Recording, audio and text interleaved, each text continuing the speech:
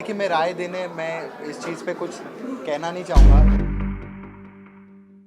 जब मैंने पेपर में पढ़ा मैंने बोला इन्होंने बहुत अच्छा किया और ये करेक्ट डिसीजन लिया है, आई सपोर्ट देम। मैं तो इंटरव्यू में कह भी रहा हूँ। कपिल शो तो हमारा नंबर 1 चल रहा है, बहुत बढ़िया टीआरपीज़ हैं। 4-5 कितने मेरे ख्याल से 6-7 वीक हो गए हैं, अभी भी हम लोग बढ़िया जा रहे हैं।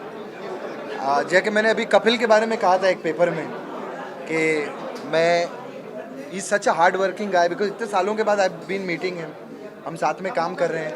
वो इतना हार्ड वर्क करता है, बल्कि अपने खुद के एंट्रीज पे वर्क करता है, मेरे साथ भी प्रॉपर रिहर्सल करेगा। जैसे अभी मैं यहाँ से सीधा जाऊँगा, आई will be going and meeting him, because फिर से हमारी शूटिंग है। तो स्क्रिप्टिंग करना, पूरे शो पे ध्यान देना, मेरे पे ध्यान देना, भारती पे ध्यान देना, क्या करेगा कैसे करे।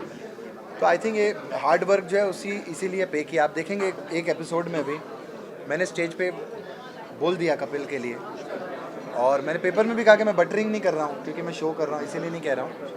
But he is really a wonderful guy and a very hard working गाय। देखिए अर्चना जी तो ऑलरेडी 3 हफ्तों से हमारे साथ हैं, जो कि उन्होंने भी कहा, ये नहीं कि अभी जो भी हुआ उसके बाद कोई डिसीजन लिया गया कि अर्चना जी आएंगी। अर्चना जी, सिद्धू जी वैसे ही बीच में बिजी थे, तो 3 वीक से we are shooting with Archana ji. But अभी चक्कर है कि मेरी अर्चना जी से बात नहीं हुई है, क्योंकि अर्चना, मैंने पेपर में पढ़ा, अर्चना जी कहती हैं कि उन्होंने डिनाई कर दिया कॉन्ट्रैक्ट साइन करने का। उन्होंने कहा मैं तो 2-3 एपिसोड आई थी।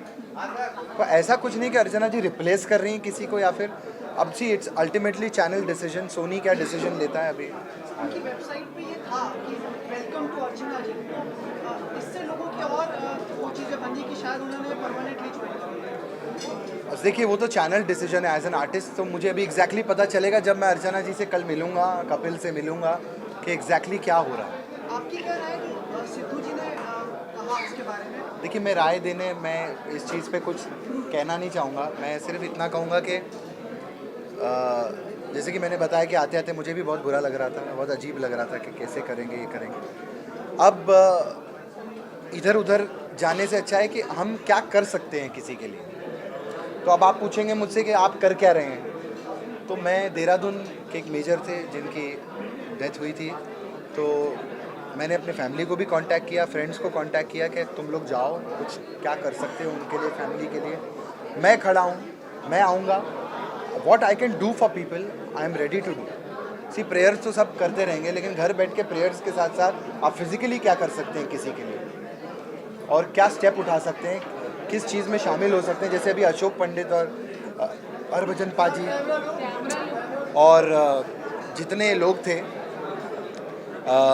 उन्होंने स्टैंड लिया। मैं तो शूटिंग में बिजी था, अदरवाइज मैं भी जाता, I would have been a part of it.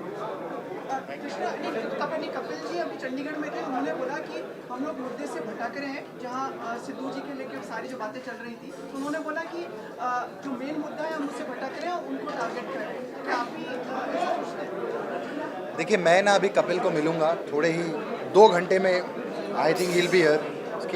उसकी फ़्लाइट है, तो I will meet him, I will see, I don't know what he has said, what has happened, Sidhu ji से क्या बात हुई है, क्योंकि सिद्धू जी से मेरी भी कोई बात नहीं हुई है। तो let me meet Kapil first, then I am all open to comment और to say anything about this. Krishna, one last thing, जो ये घटना घटी थी अटैक की, इसे आप किस तरह से मानते हैं कि एक देश के प्रति या कुछ लोगों के द्वारा की गई घटना मानते हैं?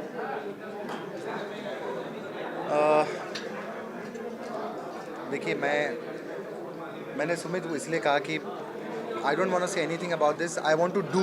If there is something, media is there, you guys are gonna, if you have planned something, if you are doing something, let me know, and believe me I will be the first person to come and help और do physically be present और anything, कुछ भी करना चाहें। इसमें जो आपने बताया ना कि जैसे अशोक पंडित जी वगैरह, उसके साथ ही जो federation of western cine employees, उन्होंने कहा है कि जो पाकिस्तानी आर्टिस्ट टेक्नीशियंस हैं उनको तो फिलहाल नहीं करने देंगे यहाँ पे काम।